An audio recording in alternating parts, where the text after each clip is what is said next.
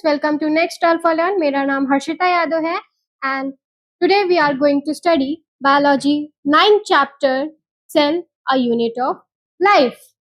So in this chapter we are going to study about various things. First of all, we are going to study what is a cell, and then we are going to study about the discovery of the cell, then about the cell theory and its salient features, and फिर हम पढ़ने वाले हैं prokaryotic and eukaryotic cell में difference, animal cell and plant cell में difference, and cell organelles का structure क्या होता है, इनके फंक्शंस क्या होते हैं, ये सारी चीजें हम आज इस चैप्टर में पढ़ने वाले हैं.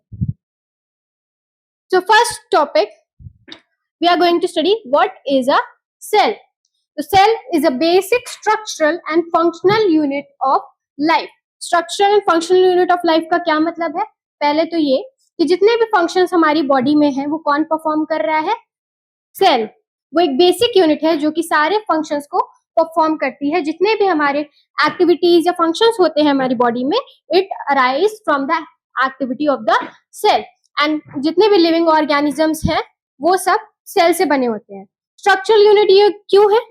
ये स्ट्रक्चरल यूनिट इसलिए है क्योंकि हम जितने भी हम अपने आसपास की चीजें देखें, जितने भी लिविंग ऑर्गेनिजम्स हैं, उनका बेसिक यूनिट जो पूरे स्ट्रक्चर्स को बनाता है, चाहे वो ऑर्गन्स हो, टिश्यूज हो या ऑर्गन सिस्टम्स हो, वो किससे बन रहे हैं? उस बेसिक यूनिट से बन रहे हैं जिसको हम बोलते हैं सेल.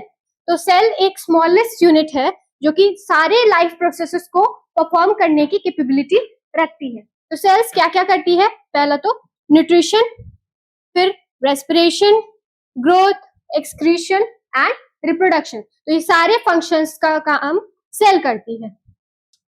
ये हमारी प्लांट सेल है, ये है एनिमल सेल. इसमें भी हम डिफरेंस पढ़ने वाले हैं. बहुत सारी चीजें हैं. फर्स्ट ऑफ ऑल ये डिफरेंस होता है सेल वॉल और सेल वॉल का. सेल वॉल इसमें प्रेजेंट रहता है बट एनिमल सेल्स में नहीं होता है. तो ये बाकी चीजें भी हैं जो हम डिफरेंस में पढ़ेंगे, ये आगे पढ़ेंगे. Then characteristics of cells. Cells की कैरेक्टरिस्टिक्स. तो building blocks of living organisms cells होते हैं. जैसे अगर हम कोई भी ऑर्गेनिज्म ले लें, सपोज हम लोग ने एक प्लांट सेल का स्लाइड जो है, प्लांट सेल का एक सेक्शन लिया, कट किया, उसको ऑब्जर्व किया, तो तुम वहां पे देखोगे कि बहुत सारे कंपार्टमेंट्स दिखेंगे. ये कंपार्टमेंट्स क्या होते हैं? ये होते हैं सेल. तो जितने भी लिविंग ऑर्गेनिजम्स है, इवन तुम चीक सेल उठा के देख लो, उसमें भी तुम्हें कंपार्टमेंट्स दिखेंगे. वो कंपार्टमेंट्स से पूरा बना रहता है. तो ये कंपार्टमेंट्स क्या है? ये कंपार्टमेंट्स हैं सेल. तो basic building blocks of living organisms क्या होते हैं? सेल्स होते हैं. सेल्स सारे फंक्शंस परफॉर्म करते हैं. जितने भी बेसिक फंक्शंस है लाइफ के, हर सेल का खुद का लाइफ स्पैन होता है. वो कुछ लिमिटेड अमाउंट ऑफ टाइम तक ही जो है लिव करते हैं. Old cells are continuously replaced by new cells. Old cells अगर मर जाती हैं कुछ समय बाद, फिर तो उसको रिप्लेस करने के लिए न्यू सेल्स आती हैं. ऑफ कोर्स जरूरी है, अदरवाइज ओल्ड सेल्स अगर मर जाएंगी तो जो है फिर लिविंग ऑर्गेनिज्म कैसे लंबे समय तक रहेगा. Similar cells form tissues. तो जो सिमिलर सेल्स होते हैं, एक जैसी सेल्स होती हैं, वो टिश्यूज बनाती हैं. जैसे मस्कुलर सेल्स, जो मस्कुलर टिश्यू, वो एक तरह की सेल से बना होता है. बहुत सारे टिश्यूज मिलके क्या बनाते हैं? ऑर्गन बनाते हैं. ये ऑर्गन्स एक साथ जो है काम करते हैं और फिर वो ऑर्गन सिस्टम बनाते हैं. ऑर्गन सिस्टम सारे मिलके ऑर्गेनिज्म बनाते हैं. Then discovery of cell. तो सेल की डिस्कवरी रॉबर्ट हुक ने की थी 1665 में. उन्होंने क्या किया? एक थिन स्लाइस ऑफ कॉर्क लिया, माइक्रोस्कोप के अंदर ऑब्जर्व किया, तो उन्हें क्या दिखे? छोटे छोटे टाइनी हनीकॉम्ब लाइक स्ट्रक्चर्स यानी कंपार्टमेंट्स दिखे. तो ये उन्होंने, रॉबर्ट हुक ने इन कंपार्टमेंट्स को क्या नाम दिया? सेल नाम दे दिया. ठीक है. तो सेल्स जो रॉबर्ट हुक ने देखे थे वो सिर्फ एम्प्टी स्पेसेस थे, डेड सेल्स के, और उनके वो किसमें इंक्लोज थे? उनके अराउंड जो था वो था cellulose wall. Then invention of microscope पढ़ने वाले हम लोग. तो कितने तरह के माइक्रोस्कोप्स होते हैं? Simple microscope, compound microscope, electron microscope and modern compound microscope. तो ये माइक्रोस्कोप्स हम पढ़ेंगे. तो पहला तो सिंपल माइक्रोस्कोप। सिंपल माइक्रोस्कोप में एक सिंगल टाइनी छोटा सा बाइकॉन्वेक्स लेंस होता है, जिसको डेवलप किया था एंटोन वैन ल्यूवेनहोइक ने। फिर कंपाउंड माइक्रोस्कोप में दो लेंसेज होते हैं, जो कि रॉबर्ट हुक ने डेवलप किया था। ये बेटर मैग्निफिकेशन देता है compare to simple microscope. And electron microscope में इलेक्ट्रॉन बीम होती है, जो कि एक वर्चुअल इमेज बनाती है ऑब्जेक्ट की, not the real image but a virtual image. और इसका बहुत ही हाई मैग्निफिकेशन होता है, और इसमें सेल का अल्ट्रा स्ट्रक्चर दिखता है। सेल का अल्ट्रा स्ट्रक्चर से मतलब है कि ऑर्गेनलीज है, ऑर्गेनलीज का में जो चीजें हैं, तो ये सब हमें इलेक्ट्रॉन माइक्रोस्कोप में दिख जाते हैं। और इसको डिस्कवर किया था Ernst Ruska and Max Knoll ने। Then modern compound microscope. Modern compound microscope एक एसेंशियल लैबोरेटरी टूल है, बहुत ही ज्यादा यूज होता है लैबोरेटरीज में, जो कि टाइनी स्पेसिमेन, छोटे स्पेसिमेंस को ऑब्जर्व करने के लिए होता है, जैसे कि सेल्स हो गई, बैक्टीरियाज हो गई और टिश्यूज हो गए, जो कि हमारी ऐसे हम लोग आंखों से सिर्फ नहीं देख सकते, नेक्ड आई से नहीं देख सकते। Then cell theory. तो M J Schleiden and Theodore Schwann ने सेल थ्योरी प्रपोज की थी प्लांट्स और एनिमल्स दोनों के लिए। 1885 में फिर क्या हुआ, जर्मन फिजियोलॉजिस्ट रुडोल्फ वर्को आए, उन्होंने एक फ्रेज दिया जो था ओमनिस सेलुला ई सेलुला। ओमनिस सेलुला ई सेलुला का क्या मतलब है, जितने भी सेल्स हैं दे arise from pre existing sales, मतलब एक सेल पुरानी सेल से ही आती है जो पहले से एग्जिस्ट करती है। एंड ये फ्रेज भी, यानी ये उनका जो था कॉन्सेप्ट, ये भी सेल थ्योरी में फिर ऐड हो गया। देन सेल थ्योरी जो हमें मिलती है, उनके साइलेंट फीचर्स क्या है, all living organisms are made of cells. जितने भी लिविंग ऑर्गेनिजम्स है सब सेल से बने होते हैं। सेल एक स्ट्रक्चरल यूनिट ऑफ लाइफ है, cell functional unit of life भी है। Then new cells arise from pre existing cells. तो ये हमारे 4 जो है साइलेंट फीचर्स हैं सेल थ्योरी के। इनमें एक्सेप्शंस भी आते हैं। फर्स्ट ऑफ ऑल वायरसेस है। वायरसेस क्या है, वो ए सेलुलर है, मतलब वो सेलुलर नहीं है, वो सेल से नहीं बनते। फर्स्ट सेल जो है वो प्री एग्जिस्टिंग सेल से तो ऑफकोर्स नहीं आई होगी, वो किसी और चीज से आई होगी। वो आप पढ़ने वाले हैं 12th में, जो उसमें आप पढ़ेंगे कि कैसे एक सेल का इवोल्यूशन हुआ, देन पूरी लाइफ का इवोल्यूशन हुआ। तो वो अभी हमारे सिलेबस में नहीं है। बस ये जान लीजिए कि first cell could not arise from a pre existing cell, वो ऑर्गेनिक मॉलिक्यूल से आई थी। देन हम पढ़ेंगे नंबर ऑफ सेल्स के बारे में जानेंगे। उसके बेसिस पे 2 कैटेगरीज है। यूनिसेलुलर ऑर्गेनिज्म, यूनि मतलब 1, तो जो है ये सिर्फ ओनली 1 सेल से बनते हैं। ऑफ कोर्स एक सिंगल सेल भी एक लिविंग ऑर्गेनिज्म बना सकती है, जिनमें आते हैं bacteria, paramecium, amoeba, chlamydomonas. These are unicellular organisms. यहाँ पे आप देख सकते हैं ये बैक्टीरिया है, this is a single cell, and this is paramecium which is of slipper shaped somewhat, and these are unicellular organism. Amoeba is also a unicellular organism, and Chlamydomonas are also unicellular organism. These organisms are capable of performing all the functions, and the single cell is capable of performing everything essential for being alive. Then multicellular organisms पे आते हैं। तो multi का मतलब है several, तो multicellular organisms are made up of several cells. तो इसमें आ जाते हैं plants, animals as well as humans. तो अब हम पढ़ेंगे number of cells in human body. हाँ, तो एक न्यूली बॉर्न ह्यूमन बॉडी में अप्रोक्सीमेटली 2 ट्रिलियन सेल्स होते हैं उसकी बॉडी में, और ट्रिलियन का मतलब है 10 to the power 12। तो इसका मतलब approximately 2 into 10 to the power 12 cells newly born human body में होती है। तो average size adult human being में अप्रोक्सीमेटली 37.2 ट्रिलियन सेल्स पूरी होल बॉडी में होती हैं, जिसमें से जो है 25,000 to 30,000 million red blood cells होती है। मिलियन का मतलब 10 to the power 6, and 30 million white blood cells होती है। व्हाइट ब्लड सेल्स यानी leukocytes, and 10,000 million nerve cells होती हैं ब्रेन कॉर्टेक्स में। देन शेप एंड साइज पढ़ने वाले हैं सेल्स का। पहला तो सेल्स इतनी छोटी होती है कि उनको हम लोग माइक्रोस्कोप के थ्रू ही देख सकते हैं, एंड सेल्स जो है माइक्रोमीटर्स या माइक्रोन्स में मेजर की जाती है। माइक्रोन्स या माइक्रोमीटर की जो है यूनिट है 10⁻⁶ में ये होती है मिलीमीटर, इसमें 10⁻⁻⁶, ठीक है। तो 1 माइक्रोमीटर में जो है 10⁻⁻⁶ मिलीमीटर्स होते हैं। शेल के शेप क्या क्या होते हैं? स्फेरिकल हो सकता है, ओवल हो सकता है, क्यूबॉइडल हो सकता है, ब्रांच्ड हो सकते हैं या स्पिंडल शेप्ड हो सकते हैं। लार्जेस्ट सेल क्या है? Ostrich egg. ऑस्ट्रिच एग कितना है? 170 इंटू 135 मिलीमीटर होता है डायमीटर में। लॉन्गेस्ट सेल नर्व सेल होती है या न्यूरॉन, जो कि 1 मीटर में होता है लेंथ में। स्मॉलेस्ट सेल होती है माइक्रोप्लाज्मा, जो कि 0.1 टू 0.15 माइक्रोन होता है डायमीटर में।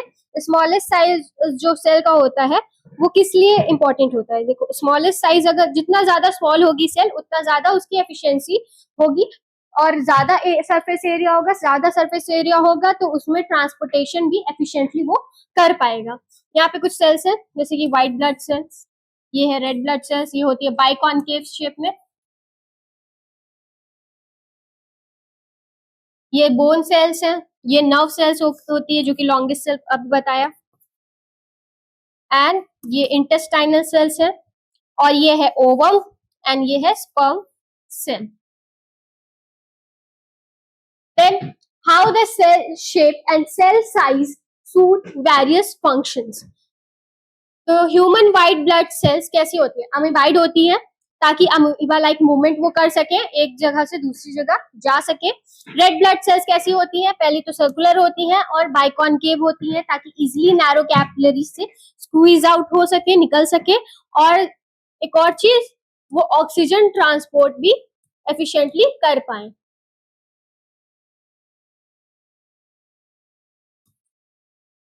एंड नर्व सेल्स कैसी होती हैं? लॉन्ग होती हैं, ताकि इम्पल्सेस वो जो है दूर दूर तक बॉडीज में कंडक्ट कर सके। एंड मसल सेल्स कैसी होती है? लॉन्ग होती है, कॉन्ट्रैक्टाइल होती है, ताकि बोन्स का मूवमेंट करवा सके। जाइलम वेसल्स इलोंगेटेड होती है और ट्यूबुलर होती है, ताकि वाटर एंड मिनरल्स का कंडक्शन हो पाए। जाइलम किस लिए होता है? प्लांट सेल्स में होता है स्पेशली, और वाटर एंड मिनरल्स कंडक्शन इसका काम होता है। एंड देन गार्ड सेल्स जो स्टोमेटा ऑफ लीव्स में प्रेजेंट होती है, वो किडनी शेप्ड होती है। किडनी शेप यानी इस तरह की कुछ, ठीक है, और ताकि वो ओपन हो सके और क्लोज कर सके स्टोमेटल अपर्चर को, और गैसियस एक्सचेंज एफिशिएंटली हमारा हो पाए। Structure of cell. तो animal cell broadly 3 major part से बनी होती है। पहला तो है सेल मेम्ब्रेन या प्लाज्मा मेम्ब्रेन, दूसरा है हमारा न्यूक्लियस, एंड फिर है तीसरा cytoplasm along with cell organelles in it. तो plant cell little bit different होती है एनिमल सेल से, क्योंकि प्लांट सेल में सेल वॉल प्रेजेंट होती है और वैक्यूल प्रेजेंट होता है, जो कि एनिमल सेल्स में एब्सेंट होता है। तो ये है एनिमल सेल।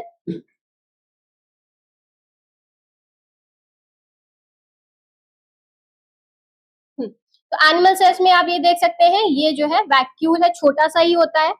देन ये है माइक्रोविलाई, ये है पेरियोक्सियोमा, ये है गोल्गी अपैरेटस, एंड ये जो है ये हमारा न्यूक्लियस है, जिसमें जो है न्यूक्लियस में ये एंडोप्लाज्मिक रेटिकुलम है। एंडोप्लाज्मिक रेटिकुलम दो तरह के हो सकते हैं, रफ एंडोप्लाज्मिक रेटिकुलम जिसमें राइबोसोम्स होते हैं उनके सरफेस पे, और स्मूथ एंडोप्लाज्मिक रेटिकुलम जिसमें जो है राइबोसोम्स नहीं प्रेजेंट होते हैं।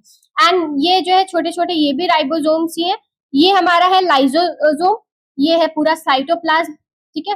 न्यूक्लियोप्लाज्म को छोड़ के और न्यूक्लियर मेम्ब्रेन को छोड़, मतलब न्यूक्लियस को छोड़ के बाकी जितना भी है वो साइटोप्लाज्म है, जिसमें ढेर सारी ऑर्गेनलीज प्रेजेंट है। और ये है सेंट्रियोले, ये है माइटोकॉन्ड्रिया। ये प्लांट सेल अगर देखेंगे तो इसमें वैक्यूल थोड़ा बड़ा सा है, इसमें भी न्यूक्लियस है, इसमें भी माइटोकॉन्ड्रिया है, इसमें साइटोस्केलेटन भी है, इसमें माइक्रोट्यूब्यूल्स भी है, गोल्गी अपैरेटस इसमें भी है, और एनिमल सेल्स में भी था। और क्या चेंजेस है? इसमें क्लोरोप्लास्ट प्रेजेंट होता है। एंडोप्लाज्मिक रेटिकुलम दोनों में ही था, रफ एंडोप्लाज्मिक रेटिकुलम और स्मूथ एंडोप्लाज्मिक रेटिकुलम, इसमें सेंट्रियोल्स भी हैं।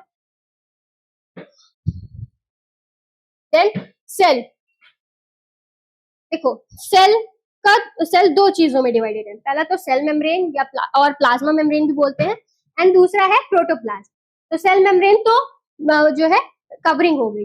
प्रोटोप्लाज्म में आते हैं साइटोप्लाज्म और न्यूक्लियस। साइटोप्लाज्म में क्या होता है, साइटोप्लाज्म में बहुत सारी सेल ऑर्गेनेलीज होंगी, सेल इंक्लूजन्स होंगी। न्यूक्लियस में क्या होगा, पहला तो न्यूक्लियर मेम्ब्रेन, न्यूक्लियर मेम्ब्रेन के अंदर होगा न्यूक्लियोप्लास्ट, न्यूक्लियोप्लाज्म के अंदर होगा न्यूक्लियोलस और क्रोमोसोम। क्रोमोसोम दो फॉर्म में प्रेजेंट हो सकता है, या तो क्रोमैटिन थ्रेड की फॉर्म में, या तो जो है ऐसे जो है कंडेंस क्रोमोसोम की फॉर्म में। देन सेल मेम्ब्रेन या प्लाज्मा मेम्ब्रेन पहले बढ़ने वाले हैं हम लोग। तो जितनी भी सेल्स हैं उनको एक थिन इलास्टिक और selectively permeable cell membrane bound करती है। सेलेक्टिवली परमिएबल का मतलब है कि ये कुछ ही सब्सटेंसेस को अपने जो है आर पार जाने देती है। ये 7 to 10 नैनोमीटर होती है थिकनेस में।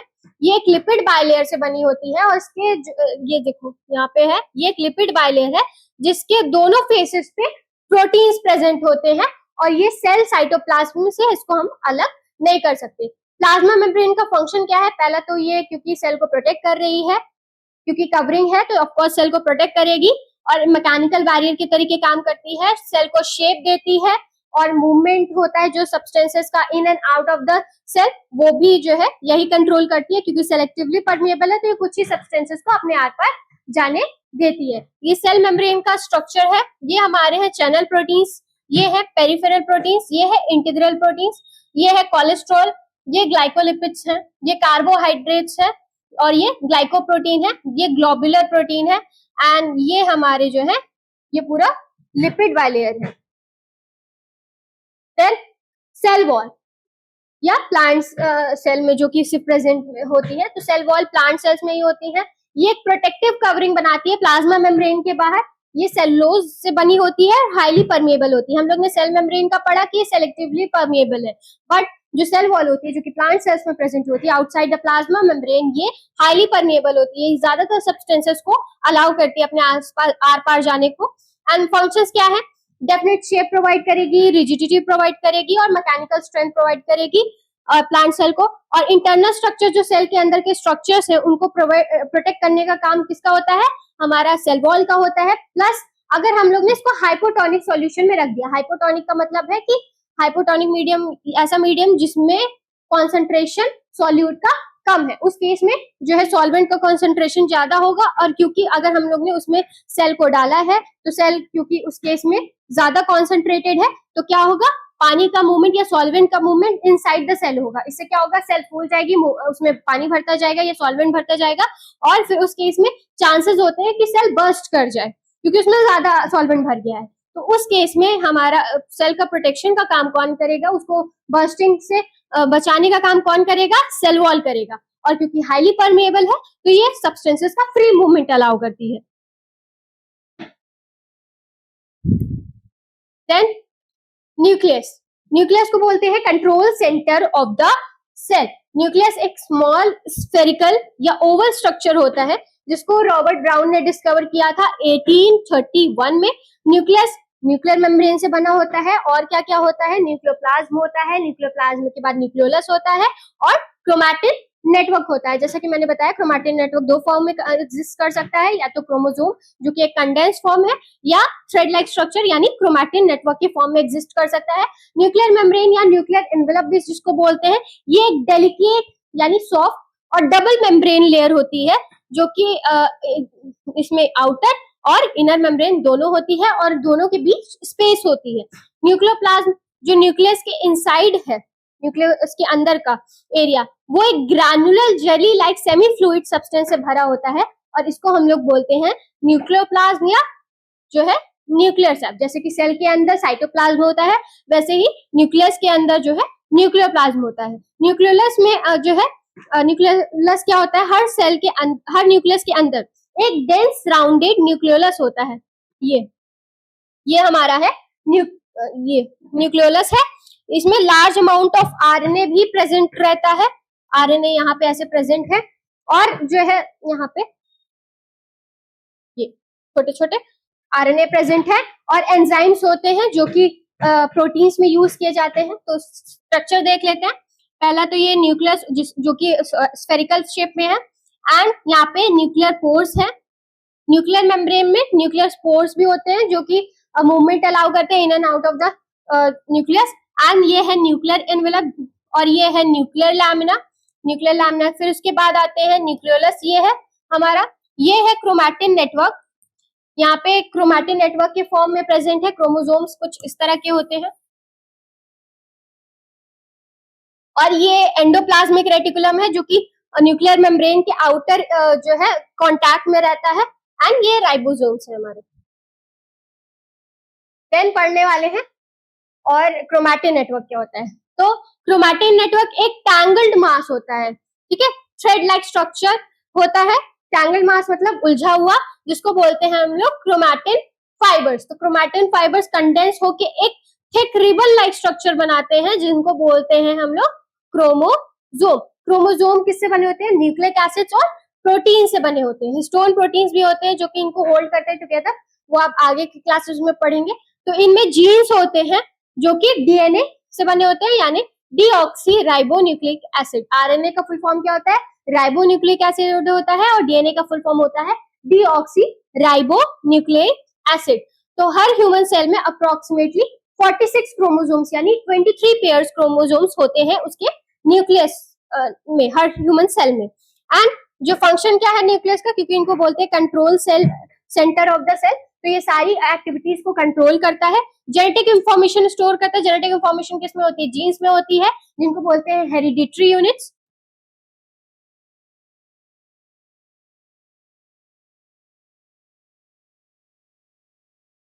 और ये जो है हेरिडिटी के लिए रिस्पॉन्सिबल होते हैं, यानी transfer of information from parents to offspring. Then पढ़ेंगे cytoplasm and protoplasm.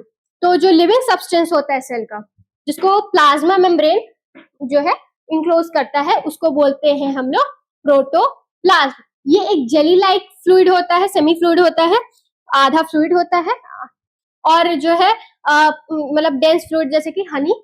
And then protoplasm में दो पार्ट्स होते हैं, cytoplasm and nucleoplasm. And cytoplasm में क्या पार्ट है? साइटोप्लाज्म वो पार्ट है प्रोटोप्लाज्म का जो कि प्लाज्मा मेम्ब्रेन और न्यूक्लियर मेम्ब्रेन के बीच में होता है, जिसमें सेल ऑर्गेनलीज प्रेजेंट रहती है। और अगर हम बात करें और न्यूक्लियोप्लाज्म तो आपने पढ़ ही लिया था। न्यूक्लियोप्लाज्म हमारे न्यूक्लियस के अंदर होता है। ये कलरलेस, पार्टली ट्रांसपेरेंट होता है। कलरलेस मतलब इसका कोई कलर नहीं होता है, पार्टली ट्रांसपेरेंट तो जैसे कि जो है, और पार्टली ट्रांसपेरेंट होता है। एंड समवॉट वाटरी सब्सटेंस होता है, मतलब वाटर जैसा ही होता है। बहुत सारे केमिकल रिएक्शंस जो होते हैं वो साइटोप्लाज्म में ही होते हैं। सेल ऑर्गेनलीज, तो साइटोप्लाज्म में बहुत सारे टाइनी स्ट्रक्चर्स होते हैं जिनको बोलते हैं सेल ऑर्गेनलीज। ये लिविंग पार्ट्स होते हैं सेल के, इनका बहुत सारा फंक्शंस होता है। अलग अलग सेल ऑर्गेनलीज अलग अलग स्पेसिफिक फंक्शंस के लिए होती हैं। डबल मेम्ब्रेन बाउंड ऑर्गेनलीज पहले पढ़ेंगे। डबल मेम्ब्रेन मतलब डबल मेम्ब्रेन इन ऑर्गेनलीज की रहेंगी। पहले तो माइटोकॉन्ड्रिया। माइटोकॉन्ड्रिया को हम लोग power house of the cell भी बोलते हैं, क्योंकि ये एनर्जी प्रोड्यूस करता है सेल के लिए। प्लास्टिड्स होते हैं, प्लास्टिड्स जो कि सिर्फ प्लांट्स में होते हैं, प्लांट सेल्स में होते हैं। तो इनमें पिगमेंट्स होते हैं, फोटोसिंथेसिस या स्टोरेज में इन्वॉल्व रहते हैं। And then single membrane bound organelles, जिसमें endoplasmic reticulum, Golgi bodies, lysosome and vacuoles आते हैं। एंडोप्लाज्मिक रेटिकुलम क्या है? ये एक मेम्ब्रेन्स का नेटवर्क होता है जो कि मटेरियल्स के ट्रांसपोर्ट में हेल्प करता है और प्रोटीन्स बनाता है, लिपिड्स बनाता है। गोल्गी बॉडीज क्या करती हैं? ये उनको पैकेजिंग बॉडीज भी बोला जाता है। ये जो है क्या क्या करती हैं? पैकेज करती हैं, डिस्ट्रीब्यूट करती हैं या मॉडिफाई करती है प्रोटीन्स और लिपिड्स को सेल में। और लाइसोसोम्स क्या होते हैं? इनको बोलते हैं डाइजेस्टिव एंजाइम्स। ये इंट्रासेलुलर डाइजेशन में हेल्प करते हैं। इनमें बहुत सारे एंजाइम्स प्रेजेंट रहते हैं जो कि वेस्ट मटेरियल्स और बर्न आउट पार्ट्स को ब्रेक डाउन करते हैं। एंड वैक्यूल्स, वैक्यूल का काम है फूड, वाटर और अदर सब्सटेंसेस को स्टोर करना। बेसिकली ये प्लांट्स में ही होते हैं। एनिमल्स में तो या तो एब्सेंट रहते हैं या तो बहुत छोटे से रहते हैं। लार्ज वैक्यूल्स क्या करते हैं? वो टर्जिडिटी मेंटेन करते हैं। नॉन मेम्ब्रेनस ऑर्गेनलीज में राइबोसोम्स और सेंट्रोसोम एंड सेंट्रियोलेज आते हैं। राइबोसोम्स क्या है? प्रोटीन सिंथेसिस की साइट्स इनको बोला जाता है। ये फ्री हो सकती है, फ्री जैसे कि साइटोप्लाज्म में इधर उधर फैली हुई छोटी छोटी जगहों पे, या तो फिर एंडोप्लाज्मिक रेटिकुलम से अटैच्ड हो सकती है। यहाँ पे मैंने आपको दिखाया था, इसमें दिख रहा है नहीं, तो हाँ यहाँ पे ये एंडोप्लाज्मिक रेटिकुलम है और ये राइबोसोम्स है। तो या तो ये ऐसे अटैच्ड रहेंगी, या तो यहाँ पे जो है छोटे छोटे फॉर्म में ऐसे ऐसे प्रेजेंट रहेंगी साइटोप्लाज्म में। तो सेंट्रोसोम एंड सेंट्रियोल्स क्या है? ये सेल डिवीजन में हेल्प करते हैं। क्या करते हैं? ये स्पिंडल फाइबर्स बनाते हैं जो कि क्रोमोसोम्स को सेपरेट करता है। Then endoplasmic reticulum. Endoplasmic reticulum हम पढ़ने वाले हैं। एंडोप्लाज्मिक एक नेटवर्क होता है जो कि प्लाज्मा मेम्ब्रेन से कनेक्ट रहता है वन एंड पे, और दूसरे एंड पे न्यूक्लियर मेम्ब्रेन से कनेक्ट रहता है। यहाँ पे एंडोप्लाज्मिक रेटिकुलम दिखाया गया है, जो कि ये जो है ये स्मूथ वाला एंडोप्लाज्मिक रेटिकुलम है। दो फॉर्म्स में होता है, smooth endoplasmic reticulum and rough endoplasmic reticulum. Rough endoplasmic reticulum में क्या होता है, क्योंकि बहुत सारे राइबोसोम्स उसमें अटैच रहते हैं तो उसको रफ एंडोप्लाज्मिक रेटिकुलम कहते हैं। ये देखो राइबोसोम्स अटैच है, ये रफ एंडोप्लाज्मिक रेटिकुलम हमारा हुआ, ये पूरा जो है। और फिर उसके बाद स्मूथ एंडोप्लाज्मिक रेटिकुलम, जिसमें राइबोसोम्स अटैच नहीं होते, इनको स्मूथ एंडोप्लाज्मिक रेटिकुलम बोलते हैं।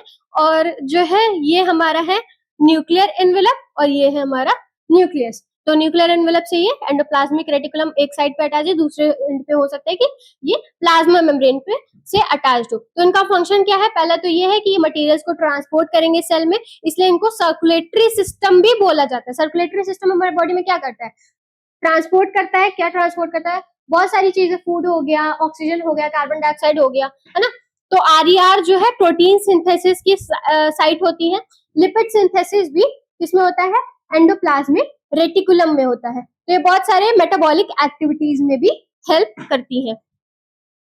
Then mitochondria. माइटोकॉन्ड्रिया भी डबल मेम्ब्रेन स्ट्रक्चर होता है, थर्मोस की तरह के, एंड आउटर वॉल इसकी स्मूथ रहती है, बट इनर वॉल जो है, देखो आउटर वॉल इसकी, इधर देखो, आउटर वॉल इसकी स्मूथ रहेगी, बट इनर वॉल में क्या है, बहुत सारे फिंगर लाइक प्रोजेक्शंस में ये फोल्डेड हुआ है, जिसको बोलते हैं हम लोग क्रिस्टेई। ठीक है, ये क्रिस्टेई है ये हमारा। एंड जो है माइटोकॉन्ड्रिया में एंजाइम्स भी होते हैं जो कि फूड स्टफ का ऑक्सीडेशन कराते हैं, ग्लूकोज का ऑक्सीडेशन कराते हैं, ताकि एनर्जी को रिलीज कर सके एटीपी के फॉर्म में। एटीपी यानी एडेनोसिन ट्राइफॉस्फेट। तो इनको हम लोग जो है रेस्पिरेटरी साइड भी बोलते हैं। देन फंक्शन क्या है, माइटोकॉन्ड्रिया एनर्जी प्रोवाइड करते हैं बहुत सारे मेटाबॉलिक फंक्शंस के लिए, और इनको power house of the cell भी बोलते हैं, क्योंकि ये क्या करते हैं, ये एनर्जी जनरेट करते हैं एटीपी के फॉर्म में। कैसे एनर्जी जनरेट करते हैं, फूड स्टफ यानी ग्लूकोज का ऑक्सीडेशन करा के। Then plastids. प्लास्टिड्स सिर्फ प्लांट सेल्स में ही पाए जाते हैं। प्लास्टिड्स तीन तरह के होते हैं, chloroplast, chromoplast and leucoplast. Chloroplast, chloro नाम से ही पता चल रहा है, इसमें ग्रीन पिगमेंट क्लोरोफिल प्रेजेंट है, एंड ये सिर्फ green parts of the plants में पाया जाता है। क्लोरोप्लास्ट के अंदर क्या होता है, कलरलेस ग्राउंड मैट्रिक्स प्रेजेंट रहता है, जिसको बोलते हैं हम लोग स्टोमा। ये हमारा स्टोमा है, ठीक है। और ये आउटर मेम्ब्रेन है, ये इनर मेम्ब्रेन है, ये हमारे जो है थाइलाकॉइड्स हैं, और ये पूरे थाइलाकॉइड्स के स्टैक को बोलते हैं हम लोग ग्रैनम, और ये है ल्यूमेन थाइलाकॉइड के अंदर, ठीक है। तो फिर आते हैं क्रोमोप्लास्ट। क्रोमोप्लास्ट में क्या है, क्रोमोप्लास्ट येलो, ऑरेंज और रेड पिगमेंट्स इसमें होते हैं, और ये फ्लावर्स के पेटल्स में होता है, या फ्रूट्स में भी पाया जाता है। जो इनमें पिगमेंट प्रेजेंट रहते हैं वो होते हैं ज़ैंथोफिल, जो कि येलो होते हैं कलर में, और होता है कैरोटीन, जो कि होता है ऑरेंज रेड कलर में। देन ल्यूकोप्लास्ट, ये कलरलेस प्लास्टिड्स होते हैं, इनका कोई भी कलर नहीं होता है, इनमें कोई भी पिगमेंट प्रेजेंट नहीं होता है।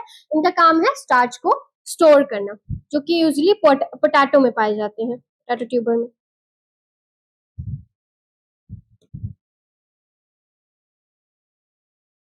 Then vacuoles. तो वैक्यूल्स क्या है, ये fluid filled membrane bound clear spaces होते हैं।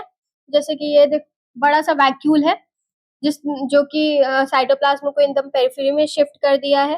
वैक्यूल ज्यादातर स्पेसेस प्लांट सेल्स में ऑक्यूपाई करते हैं, और इसमें वाटर और सब्सटेंसेस प्रेजेंट रहते हैं, जैसे कि मिनरल्स हो गए, शुगर्स हो गए, कार्बोहाइड्रेट्स हो गए, ऑर्गेनिक एसिड्स हो गए, और पिगमेंट्स, ठीक है। वैक्यूल्स को जो मेम्ब्रेन होती है उसको बोलते हैं हम लोग टोनोप्लास्ट। तो वैक्यूल्स की मेम्ब्रेन को हम लोग बोलते हैं टोनोप्लास्ट, ठीक है। एंड जो लिक्विड इनमें प्रेजेंट रहता है उसको बोलते हैं सेल सैप। तो इसको बोलते हैं सेल सैप, इसकी मेम्ब्रेन को बोलते हैं टोनोप्लास्ट। तो एनिमल सेल्स में वैक्यूल्स जनरली एब्सेंट होते हैं। फंक्शन क्या है इनका, ये रिजिडिटी और सपोर्ट प्रोवाइड करते हैं प्लांट सेल्स को, फूड मटेरियल्स को स्टोर करते हैं, वाटर भी स्टोर करते हैं, वेस्ट प्रोडक्ट्स का भी स्टोरेज वैक्यूल्स में ही होता है। फूड वैक्यूल्स जो प्रोटोजोन्स में होते हैं वो क्या करते हैं, फूड के डाइजेशन में भी हेल्प करते हैं। देन गोल्गी बॉडीज और गोल्गी अपैरेटस। तो गोल्गी बॉडीज को हम लोग जो है, या गोल्गी अपैरेटस को हम लोग गोल्गी कॉम्प्लेक्स या गोल्गियोसोम भी बोलते हैं, और इनको बोलते हैं post office of the cell. Post office of the cell क्यों बोलते हैं, क्योंकि ये ट्रांसपोर्टेशन का भी काम करते हैं, मतलब चीजें स्टोर करेंगे, ट्रांसपोर्ट करेंगे एक जगह से दूसरी जगह। प्लांट सेल्स में क्या होता है, गोल्गी अपैरेटस बहुत सारे सेवरल इंटरकनेक्टेड सब यूनिट्स इनमें होती हैं, जिसको बोलते हैं डिक्टियोसोम्स। तो प्लांट सेल्स में डिक्टियोसोम्स होती हैं। गोल्गी अपैरेटस में बहुत सारी सेवरल इंटरकनेक्टेड सब यूनिट्स हैं ये, और सिस्टर्नी सेक्रेटरी वेसिकल्स और लार्ज वेसिकल्स या वैक्यूल्स, ये सब प्रेजेंट होता है यहाँ पे गोल्गी अपैरेटस में। देन फंक्शन क्या है, ये जो है सेल सीक्रेशंस हो गई, जैसे कि म्यूकस, एंजाइम्स और हार्मोन्स, इनको प्रोड्यूस करेंगे, साथ ही साथ स्टोर करेंगे। लाइसोसोम्स का फॉर्मेशन भी गोल्गी बॉडीज कराती हैं। सेल प्लेट का फॉर्मेशन जो होता है सेल डिवीजन के टाइम पे प्लांट सेल्स में, वो भी गोल्गी बॉडीज फॉर्म करती हैं। और सॉर्टिंग एंड पैकेजिंग भी गोल्गी बॉडीज करती हैं, इसलिए उनको हम लोग पैकेजिंग बॉडीज भी बोलते हैं। एंड जो है ये हमारा है गोल्गी अपैरेटस, जिसमें ये सिस्टर्नी है, ये है न्यूली फॉर्म्ड वेसिकल, ये है जो है सिक्रेटरी वेसिकल्स। इसके दो फेस होते हैं गोल्गी अपैरेटस के, एक होता है सिस फेस, एक होता है ट्रांस फेस। ठीक है, तो इसमें जो है ये है इनकमिंग ट्रांसपोर्ट वेसिकल, एंड ये है हमारा ल्यूमेन जो कि सिस्टर्नी में होता है अंदर। देन लाइसोसोम्स, लाइसोसोम्स सिर्फ एनिमल सेल्स में पाए जाते हैं, जिसमें प्लांट सेल्स में नहीं होते हैं। इनमें क्या होता है, बहुत सारे डाइजेस्टिव एंजाइम्स प्रेजेंट होते हैं जो कि इंट्रासेलुलर डाइजेशन में हेल्प करते हैं, इसलिए इनको suicide bags of the cell भी बोला जाता है, क्योंकि ये क्या करते हैं, ज्यादातर चीजों को ब्रेक डाउन कर देते हैं। कभी कभी ऐसा होता है कि एक सेल भी डाइजेस्ट कर जाते हैं, तो इनका क्या कराते हैं, फूड को डाइजेशन कराते हैं। देन बैक्टीरिया हो गए, वायरसेस हो गए जो कि एंटर कर रहे हैं सेल में, और उनको भी डिस्ट्रॉय कर देते हैं डाइजेस्ट करके, और ओल्ड सेल ऑर्गेनलीज को भी ये रिमूव कर देते हैं हमारे सेल से। ये होते हैं लाइबोसोम्स, ये इनकी सिंगल वॉल मेम्ब्रेन होती है, और ये है हमारा एंजाइम कॉम्प्लेक्स, यहाँ पे प्रेजेंट है सेल में। Then ribosomes, ribosomes granular particles होते हैं जो कि या तो फ्रीली स्कैटर्ड होंगे हमारे साइटोप्लाज्म में, मैंने दिखाया था साइटोप्लाज्म में पूरा ऐसे अगर सेल है, ये हमारा साइटोप्लाज्म है जिसमें न्यूक्लियस है हमारा, और बाकी ऑर्गेनलीज है, लाइसोसोम्स वगैरह जो भी चीजें हैं, तो उसमें ये छोटे छोटे ऐसे जो है इधर उधर स्कैटर्ड रहेंगे, या तो जो हमारा एंडोप्लाज्मिक रेटिकुलम होता है ऐसे करके न्यूक्लियस से अटैच, यानी यहाँ पे देखो एंडोप्लाज्मिक रेटिकुलम होता है जो न्यूक्लियस से अटैच्ड, उससे जो है अटैच्ड रहेंगे। ठीक है, देन फंक्शंस क्या है, ये प्रोटीन सिंथेसिस की साइट्स होते हैं, यहाँ पे प्रोटीन सिंथेसिस होता है, इसलिए इनको protein factories of the cell भी बोला जाता है। ये हमारे राइबोसोम्स है यहाँ पे। देन सेंट्रोसोम एंड सेंट्रियोल्स, तो सेंट्रोसोम सिर्फ एनिमल सेल्स में पाए जाते हैं, ये न्यूक्लियस के जस्ट पास ही होते हैं। सेंट्रियोल्स एक सिलेंड्रिकल ऑर्गेनलीज होते हैं जो कि ज्यादातर यूकैरियोटिक सेल्स में पाए जाते हैं, प्रोकैरियोटिक सेल्स में बहुत कम ही पाए जाते हैं। एंड जो है ये हमारा सेंट्रियोल्स इस तरह के प्रेजेंट है ये। ठीक है, तो दो सेंट्रियोल्स के फॉर्म में एग्जिस्ट करते हैं सेंट्रोसोम, एंड जो फंक्शन है सेंट्रोसोम का वो क्या है कि ये स्पिंडल फाइबर बनाते हैं सेल डिवीजन के एंड पे। एंड बेसल बॉडीज जो हो गई सीलिया एंड फ्लैजुला की, वो कहाँ से डेवलप होती है, सेंट्रियोल्स से ही डेवलप होती है। देन सेल इंक्लूजन्स यानी नॉन लिविंग सब्सटेंसेस, तो यहाँ हमारे सेल में नॉन लिविंग सब्सटेंसेस भी होते हैं जो कि साइटोप्लाज्म में प्रेजेंट रहते हैं, स्पेशली प्लांट सेल्स के साइटोप्लाज्म में। तो इसमें आ गए रिजर्व फूड मटेरियल्स जैसे कि स्टार्च ग्रेन्स हो गए, ग्लाइकोजन हो गए, प्रोटीन्स हो गए, ये फैट्स हो गए, तो ये सब रिजर्व फूड मटेरियल्स हैं जो कि हमारे प्लांट सेल्स में पाए जाते हैं। देन सिक्रेटरी प्रोडक्ट्स में क्या क्या हो सकते हैं, एंजाइम्स हुआ, नेक्टर हुआ, कलरिंग मटेरियल्स हो गए, तो ये सीक्रेशन वाले सब्सटेंसेस जो हो गए। एक्सक्रीटरी प्रोडक्ट्स जैसे कि resins, gums, tannins, inorganic crystals जिनको रिमूव करना रहता है हमारे सेल से। देन प्रोकैरियोटिक सेल्स, तो प्रोकैरियोटिक सेल्स कहाँ पाए जाते हैं, बैक्टीरिया और साइनोबैक्टीरिया, साइनोबैक्टीरिया को हम लोग ब्लू ग्रीन एल्गी भी बोलते हैं।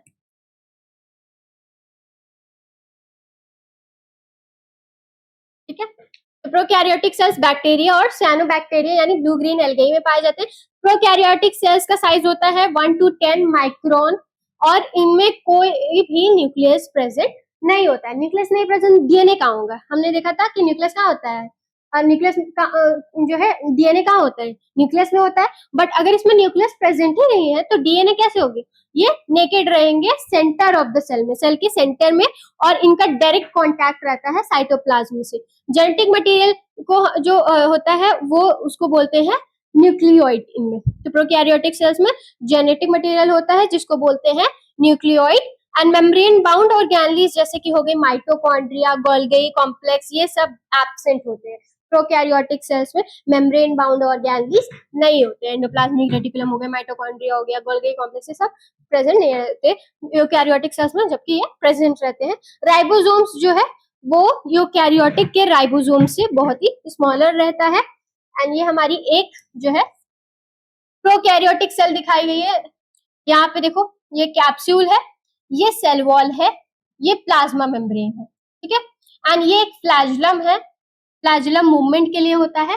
साइटोप्लाज्म प्रेजेंट, ये है हमारा साइटोप्लाज्म में क्या है, ये राइबोसोम्स प्रेजेंट है, प्लाज्मिड भी प्रेजेंट है, और ये पिलाई भी प्रेजेंट है बाहर। एंड ये हमारा न्यूक्लियोइड यानी जो कि सर्कुलर डीएनए है, इसमें कोई भी न्यूक्लियस नहीं दिखेगा आपको। ये डीएनए जो है वो सर्कुलर डीएनए के फॉर्म में होगा, न्यूक्लियोइड जिसको बोलते हैं, और नेक्ड रहेगा, साइटोप्लाज्म के डायरेक्ट कांटेक्ट में दिख रहा है। Then eukaryotic cells, eukaryotic cells prokaryotic cells से एकदम अपोजिट रहते हैं। यूकैरियोटिक सेल्स सारे लिविंग ऑर्गेनिजम्स में पाए जाते हैं, जैसे कि बैक्टीरिया और ब्लू ग्रीन एल्गे, ये एक्सेप्शंस हैं, इनमें नहीं पाए जाते। इनमें क्या पाया जाता है? इनमें प्रोकैरियोटिक सेल्स पाए जाते हैं। बाकी लिविंग ऑर्गेनिजम्स में यूकैरियोटिक सेल्स होते हैं। तो कैरेक्टरिस्टिक्स क्या है यूकैरियोटिक सेल्स की? सबसे पहले तो इनके पास वेल ऑर्गेनाइज न्यूक्लियस होता है विथ डेफिनेट न्यूक्लियर मेम्ब्रेन, मतलब एक ऑर्गेनाइज न्यूक्लियस होता है और उसमें न्यूक्लियर मेम्ब्रेन में इनक्लोज रहता है। और डीएनए जो है, जैसे कि प्रोकैरियोटिक सेल्स में क्या था, डीएनए न्यूक्लियोइड के फॉर्म में था और नेक्ड था, डायरेक्ट कांटेक्ट में था साइटोप्लाज्म के साथ। बट यूकैरियोटिक सेल्स में डीएनए जो है बेसिक प्रोटीन्स के साथ बाउंड है, कंबाइंड है, और ये न्यूक्लियोप्रोटीन फाइबर बना रहे हैं जिसको बोलते हैं क्रोमैटिन। और क्रोमैटिन कहाँ है? हमारा न्यूक्लियस में है। मेम्ब्रेन बाउंड सेल ऑर्गेनेल्स जैसे कि mitochondria, lysosomes, Golgi, endoplasmic reticulum, ये सब जो है इनमें प्रेजेंट रहते हैं। नंबर ऑफ क्रोमोसोम्स जो है अलग अलग स्पेशीज में वैरी करता है, और प्रोकैरियोटिक सेल्स में एक सिंगल सर्कुलर डीएनए रहता है सर। देन राइबोसोम्स इसमें बहुत बड़े रहते हैं compare to the prokaryotic ribosomes. ये हमारी यूकैरियोटिक सेल्स है, आप प्लांट सेल उठा के देख लो, एनिमल सेल उठा के देख लो, वो भी सिमिलर टू वो यूकैरियोटिक सेल ही है, आपको सेम स्ट्रक्चर दिख रहा होगा उसमें भी। देन डिफरेंस पढ़ेंगे प्रोकैरियोटिक और यूकैरियोटिक सेल्स के बीच। तो पहला प्रोकैरियोटिक सेल और यूकैरियोटिक सेल के बीच में डिफरेंस किस बेसिस पे पढ़ेंगे? Cell organisation. सेल ऑर्गेनाइजेशन कैसा होता है? पहला तो प्रोकैरियोटिक सेल ए सेलुलर होते हैं, यानी इनका ट्रू सेल स्ट्रक्चर नहीं होता है, जैसा कि यूकैरियोटिक सेल में हम पढ़ रहे थे। सारे सेल्स, सारे लिविंग ऑर्गेनिज्म में जैसे सेल स्ट्रक्चर पढ़ेंगे, प्रोकैरियोटिक सेल में उस तरह का ट्रू सेल स्ट्रक्चर नहीं होता है। यूकैरियोटिक सेल सेलुलर होते हैं, इनमें वेल डिफाइंड सेल स्ट्रक्चर होता है। देन प्रोकैरियोटिक सेल में वेल डिफाइंड न्यूक्लियस एब्सेंट रहता है, नो ट्रू न्यूक्लियस रहता है इनमें। यूकैरियोटिक सेल में जो है वेल डिफाइंड न्यूक्लियस प्रेजेंट रहता है, यानी वेल डिफाइंड न्यूक्लियस है इसमें। प्रोकैरियोटिक सेल में जो है डीएनए नेक्ड रहेगा, पढ़ लिया था, न्यूक्लियोइड के फॉर्म में होगा, साइटोप्लाज्म के डायरेक्ट कांटेक्ट में रहेगा, फ्री रहेगा उसमें। एंड अगर यूकैरियोटिक सेल की बात करें तो ये प्रोटीन्स के साथ कंबाइंड रहेगा डीएनए इनका, और क्रोमैटिन फाइबर्स के फॉर्म में रहेगा। और कहाँ पे होगा? साइटोप्लाज्म में नहीं होगा यूकैरियोटिक सेल्स में, किसमें होगा? न्यूक्लियस में होगा, जो है न्यूक्लियोप्लाज्म में होगा। देन प्रोकैरियोटिक सेल्स में क्रोमोसोम जो है सिंगल होगा, सर्कुलर होगा, और जो है यूकैरियोटिक सेल्स में मल्टीपल क्रोमोसोम्स होंगे, जैसे कि ह्यूमन में 46 क्रोमोसोम्स होते हैं और लीनियर होते हैं। देन प्रोकैरियोटिक सेल्स में ये nuclear membrane, nucleolus, Golgi complex, mitochondria, lysosomes, endoplasmic reticulum, chloroplast and vacuoles, ये सब एब्सेंट रहते हैं। और यूकैरियोटिक सेल्स में ये सारे जो है मेम्ब्रेन बाउंड ऑर्गेनेल्स प्रेजेंट रहते हैं। तो ये हो गया हमारा प्रोकैरियोटिक एंड यूकैरियोटिक सेल के बीच का difference. Then plant cell and animal cells के बीच हम लोग कंपैरिजन पढ़ेंगे। तो plant cell and animal cells में क्या होगा? पहले तो सेल वॉल। तो एनिमल सेल्स में ऑफ कोर्स सेल वॉल नहीं होता है, प्लांट सेल्स में होता है। किससे बना होता है? सेलुलोज से बना होता है। देन जो है सेंट्रोसोम एनिमल सेल्स में प्रेजेंट रहता है, सेल डिवीजन में हेल्प करता है और न्यूक्लियस के पास पाया जाता है। लेकिन हम लोग ने प्लांट सेल में ये चीज नहीं पढ़ी है, ये एब्सेंट रहता है प्लांट सेल्स में। देन एनिमल सेल्स में वैक्यूल्स प्रेजेंट रहते हैं, स्मॉल होते हैं, टेम्पररी होते हैं और बहुत सारे होते हैं नंबर में। बट प्लांट सेल में एक बड़ा सा होता है और जो है एक one large central vacuole central में प्रेजेंट रहता है, जो कि साइटोप्लाज्म को पेरिफेरी की तरफ शिफ्ट कर देता है। और एनिमल सेल्स में जो है प्लास्टिड्स एब्सेंट होंगे, ऑफ कोर्स बताया था। एनिमल सेल्स में प्लास्टिड्स नहीं होते, प्लांट सेल्स में प्लास्टिड्स जैसे कि क्लोरोप्लास्ट, ल्यूकोप्लास्ट, क्रोमोप्लास्ट ये सब प्रेजेंट होते हैं साइटोप्लाज्म में। एंड देन लाइसोसोम्स, तो एनिमल सेल्स में लाइसोसोम्स प्रेजेंट रहते हैं और डाइजेशन में हेल्प करते हैं। इनको बोलते हैं इनको जो है क्या बोलते हैं, suicide bags of the cell. And plant cells में क्या होता है, ये एब्सेंट होते हैं प्लांट सेल्स में।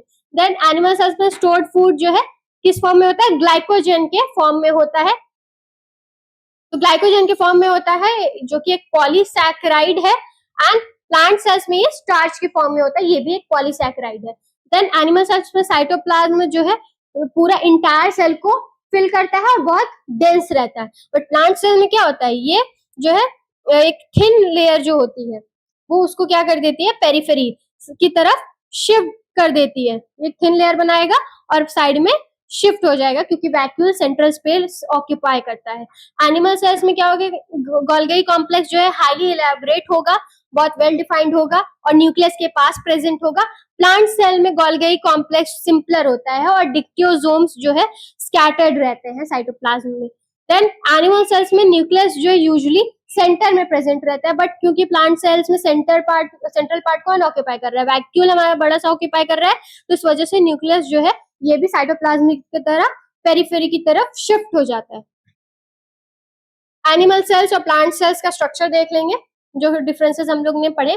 जैसे कि सबसे पहले जो है देखते हैं वैक्यूल, ठीक है। तो वैक्यूल देखो यहाँ पे छोटा सा प्रेजेंट है और इसमें बड़ा सा है। देन इसमें क्या है, जो है गोल्गी बॉडीज इसमें है, इसमें वैसे डिक्टियोसोम्स रहते हैं, गोल्गी बॉडीज की जगह वेल डिफाइंड इसमें होता है। एंड देन फिर जो है इसमें सेंट्रोजोम लाइसोसोम प्रेजेंट है, इसमें लाइसोसोम नहीं होता है। एंड इसमें क्लोरोप्लास्ट यानी प्लास्टिड प्रेजेंट है, जो कि इसमें नहीं होता है। इसमें तुम्हें दिखेगा कि जो है सिर्फ सेल मेम्ब्रेन है सिंगल, और इसमें जो है ये सेल वॉल है और उसके अंदर ये सेल मेम्ब्रेन है।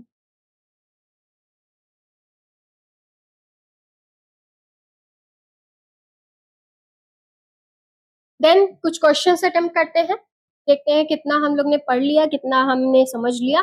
तो which of the following organelles is associated with intracellular digestion. Intracellular digestion मैंने बताया था किसमें होता है, जो है किस लाइसोसोम कराता है, ठीक है।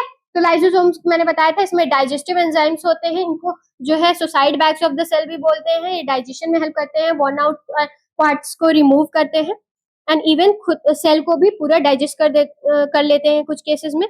देन सेल थ्योरी किसने प्रपोज की थी, जो है स्लेडन एंड स्वॉन ने की थी, वर्को ने नहीं की थी। वर्को ने एक एडिशनल कॉन्सेप्ट दिया था। Then who suggested that new cells arise from pre existing cells. तो जो एडिशनल कॉन्सेप्ट जो मैंने बोला omnis cellula e cellula, that is new cells arise from pre existing cells, वो किसने दिया था, वर्को ने दिया था। Then which organelle is known as the protein factory? Protein synthesis किसमें होता है, मैंने बताया था राइबोसोम्स में होता है, राइबोसोम्स में होता है प्रोटीन सिंथेसिस, तो इसलिए इनको प्रोटीन फैक्ट्री भी बोलते हैं। Then which organelle is involved in lipid synthesis? तो लिपिड सिंथेसिस में स्मूथ एंडोप्लाज्मिक रेटिकुलम इन्वॉल्व रहती है। Which cell organelle packages and modifies proteins? तो मैंने ये चीज बताई थी कि गोल्गी अपैरेटस को पैकेजिंग बॉडी भी बोलते हैं, तो ये इनका काम पैकेजिंग का किसका हुआ, गोल्गी अपैरेटस का हुआ। असर्शन एंड रीजन देखेंगे, mitochondria are called semi autonomous organelles. Reason दे रहा है, they possess their own DNA and ribosomes. तो ये असर्शन और रीजन दोनों ट्रू है, क्योंकि सेमी ऑटोनॉमस ऑर्गेनेल्स का मतलब क्या है, ये खुद से रेप्लिकेट कर सकते हैं, सारे प्रोसेसेस खुद से परफॉर्म कर सकते हैं ज्यादातर। तो क्यों कर सकते हैं, क्योंकि इनके पास खुद का डीएनए और राइबोसोम्स है, जो कि इनको प्रोटीन सिंथेसिस में और रेप्लिकेशन इसमें खुद हो सकता है। Then ribosomes are membrane bound organelles, they synthesize proteins. तो जो है असर्शन तो फॉल्स है, क्योंकि राइबोसोम्स मेम्ब्रेन बाउंड ऑर्गेनेल्स नहीं होते। मैंने बताया था सेंट्रोसोम और राइबोसोम्स जो है नॉन मेम्ब्रेन बाउंड ऑर्गेनेल्स होते हैं। बट रीजन ट्रू है, राइबोसोम सिंथेसाइज प्रोटीन्स, इसलिए उनको प्रोटीन फैक्ट्री भी बोलते हैं। तो आज का हमारा ये चैप्टर समाप्त होता है। Thank you so much.